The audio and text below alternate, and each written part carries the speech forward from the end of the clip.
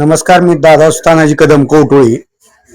आमच्या गटातनं तानाजीराव पाटील यांचा मुलगा येईल असं त्यांचं सर्वसाधारण कामाच्या हिसाबानं तानाजी पाटलाच्या आणि शिवसेनेच्या कामाच्या हिसाबानं तर आम्हाला ते बसतील असं वाटतं. शिवसेनाच का हो?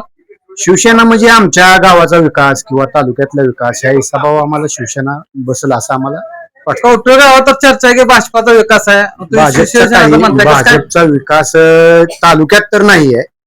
तालुक्याच्या देशात हाय हे आम्ही मान्य करतो, पण तालुक्यात तर भाजपचा विकास नाही. तालुक्यात तर आमदार आहेत असं म्हटलं जातं. आमदार जगचे झालेत, आता तालुक्याचे नाहीयेत. ते तालुक्याचे म्हटलं तर सुहासभाई बाबर यांनीच विकास केलेला आहे. तसं त्यांना आम्हाला डावलताच येणार नाही.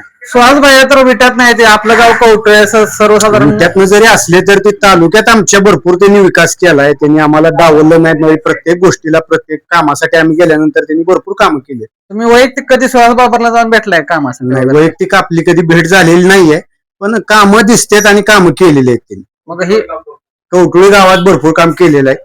कुठली कुठली कामं झाले तर तुमच्या? रस्त्याची कामं असतील, पाण्या व्यतिरिक्त असेल, पूल असेल किंवा बारके म्हणजे गावातले गटर, हे सगळे प्रत्येक काम आमचे झालेले. पृथ्वीराज पाटील हे तर नवीन आहे म्हणते, त्याला काय अनुभव नाही, मग कसं काय ते निवडून येलो?